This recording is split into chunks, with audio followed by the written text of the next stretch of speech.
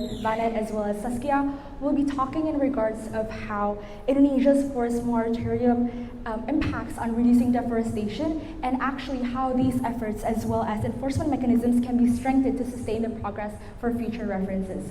That will be continued by Evanette.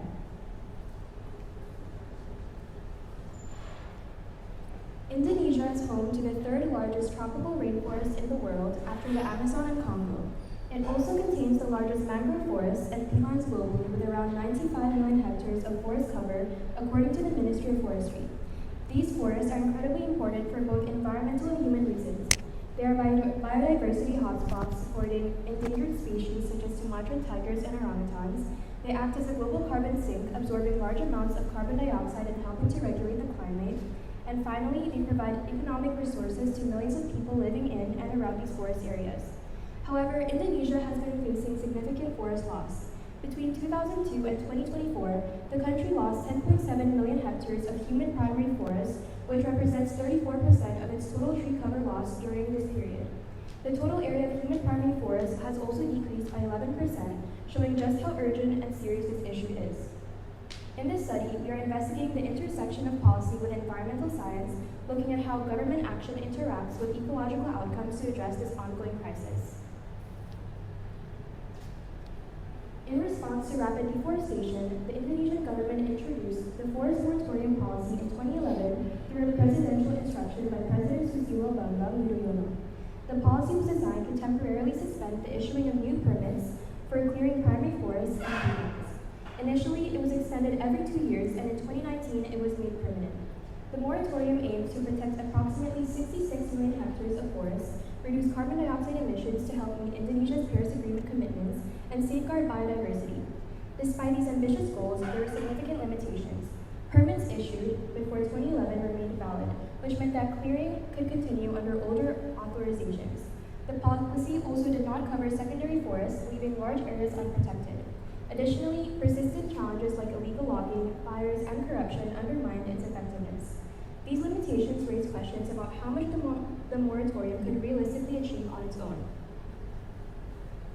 While the moratorium helped slow deforestation, it did not stop it completely.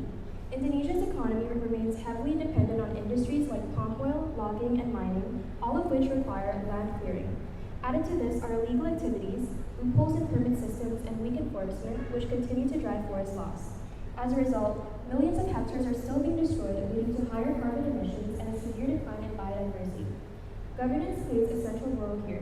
An OCCRP investigation in 2021 found that dozens of plantations sidestepped the moratorium by claiming their lands were not forested, despite strong evidence to the contrary.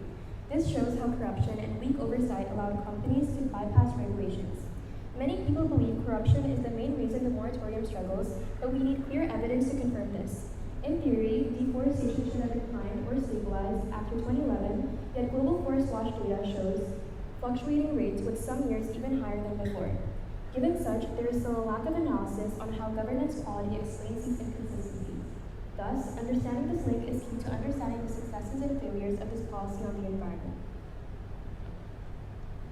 So with regards to our investigation, we decided to use the Pearson's R ranking coefficient interpretation to determine whether or not the government levels of corruption actually affects the rainforest forest cover loss. So we use the standardized scientific interpretations of very weak, weak, moderate, strong, and very strong.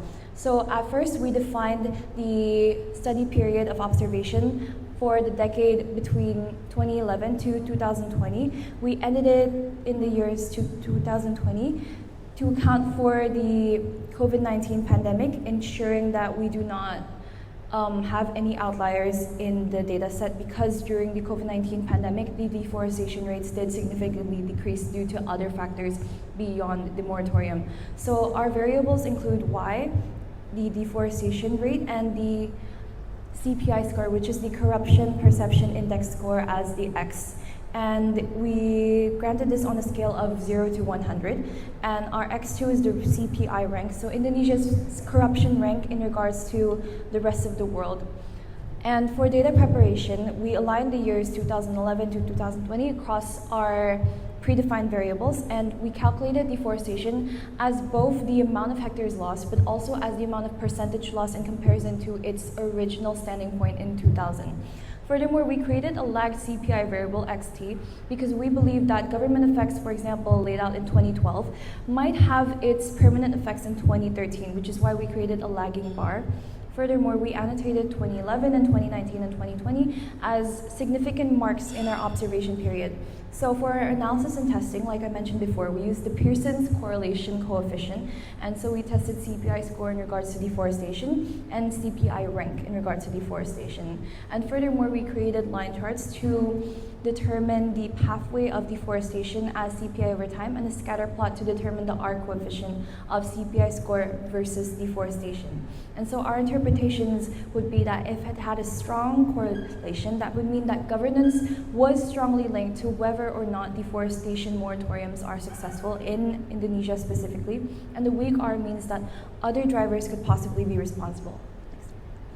So as for the deforestation trends graph, we observed that forest loss actually fluctuates between 2011 to 2020, so there is no significant there's no significant loss either. So it spiked in 2012, 2016, and 2017, and it doesn't follow a significant stagnant trend. And so despite the moratorium in 2011, deforestation was not steady afterwards. And so the lowest loss was seen in 2019 and 2020, but temporary downturns of economy actually suggest influence of El Nino, which is a climate phenomenon, or COVID-19, as I mentioned before. So for governance trends, we were able to see that Indonesia's CPI rank relative to other nations did not did not follow a stagnant upwards or downwards trend, instead fluctuating between. However, Indonesia's CPI score has been increasing, has been quite steady and has increased. However, it's not a significant raise either. Furthermore, for our correlation analysis, so we have CPI lag versus forest loss, CPI versus forest loss, and then the CPI scale factor, as in out of all the nations as to regards with the forest loss. So we found that the correlation for CPI lag versus forest loss was the most significant, with about 20% correlation, while the CPI versus forest loss and CPI scale factor versus forest loss were near negligible. So with this weak negative correlation, as CPI improves slightly, forest loss tends to dip, but not strongly. And there is no clear delayed effect regarding governance. And all right, so in regards of our core interpretations of our findings, our analysis focused again, as what Saskia has already mentioned before, on the relationship between forest loss as well as government corruption index in Indonesia. So contrary to conventional assumptions, we found weak correlation rates between the CPI scores as well as the different states across all basins. This suggests that corruption, as measured by the CPI, may not be the dominant driver of forest loss. Instead, the data points to legal loopholes and inconsistent enforcement of Indonesia's forest moratorium as key contributors to deforestation, particularly during the first decade of the implementation. In other words, the moratorium's failure to curb forest loss may not stem from corruption alone, but from the structural weaknesses in law and also governance. This insight challenges the oversimplified narrative that local governments are solely to blame.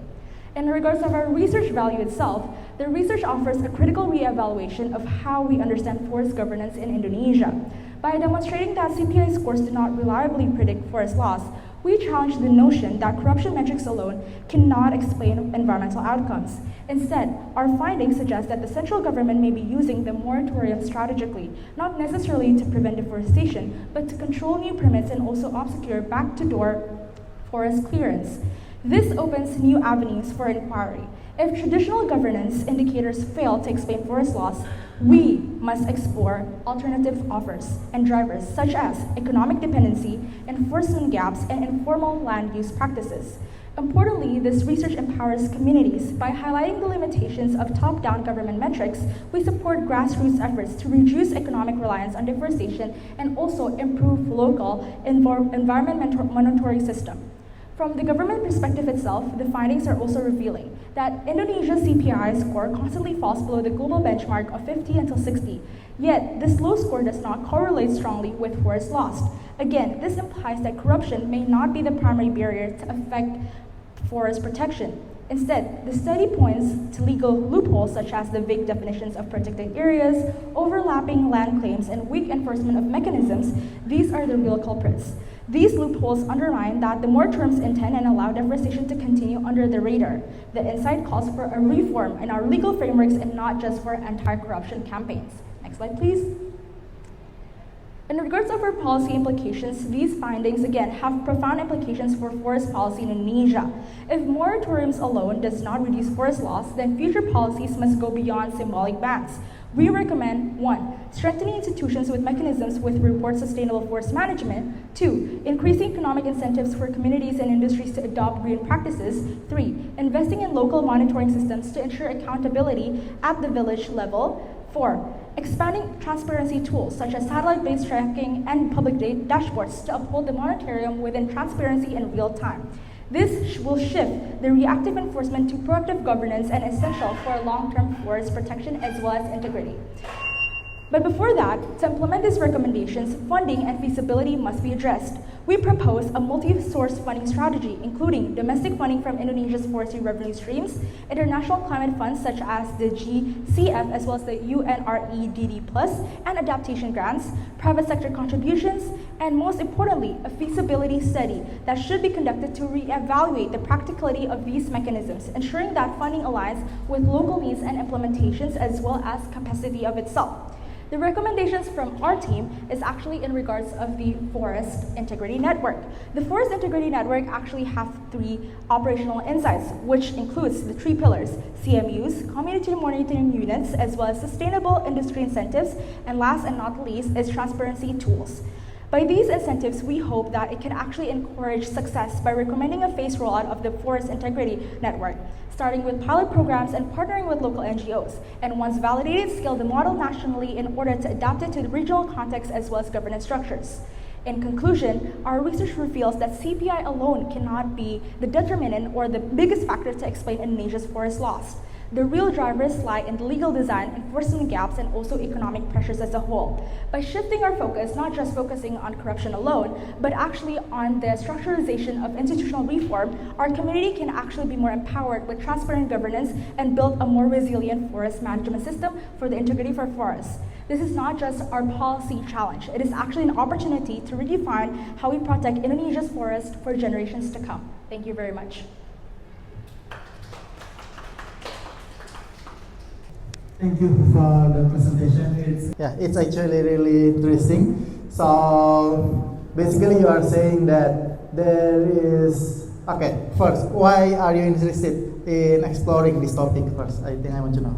All right, so maybe we'll give our own personal answers, but for me personally, I believe that environment is one of the most pivotal and prevalent issues that we're facing currently, especially in Indonesia, and especially with the current economic conditions and how prevalent it is and crucial that our government system is actually in fully support and also in full dominant factor in terms of affecting our environment. I think that is the best way to examine the relationship that it has.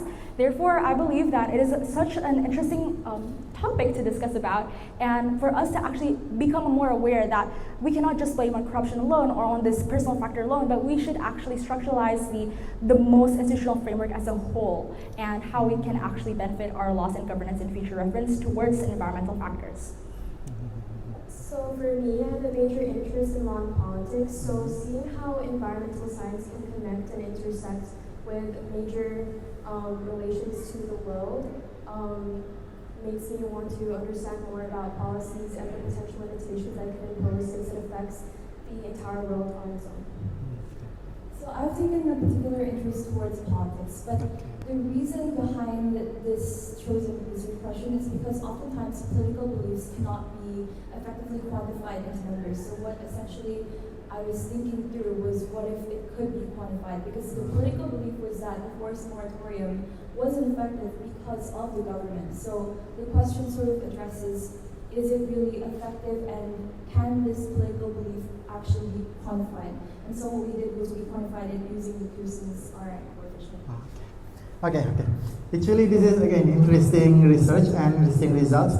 So actually, what is your first hypothesis actually? Do you expect that the corruption is the main culprit for the deforestation, or actually you just try to find the correlation first and then, wow, it's not correlated, maybe it's not the problem, and then you make the solution, or how actually you make the methodology of your researches?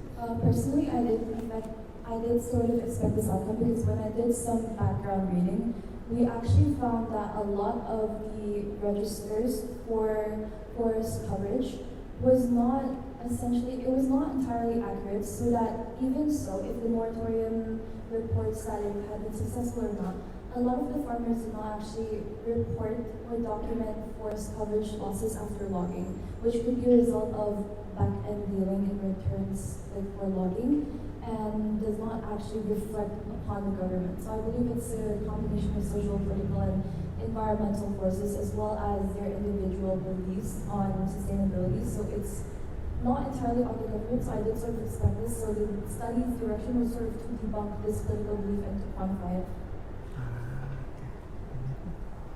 As for me, personally, in regards to the first initial hypothesis, it's just more of it's kind of like a generalization of the conventional assumptions that most likely this whole thing happened just because of corruption alone. But me personally, same like Saskia, I kind of guessed in regards of this this result, because at the end of the day, there are so many multifaceted approach and also factors that will undermine and also determine the probability of what causes deforestation, especially in a wider scale in Indonesia. Forest loss is not only happening in a certain region, but actually in a national scale. So therefore, with that being said, I best believe this is not just a government type of problem or type of factorization alone, but it is actually a multifaceted one. It is also considering individuals, entities, private enterprises, and so much more.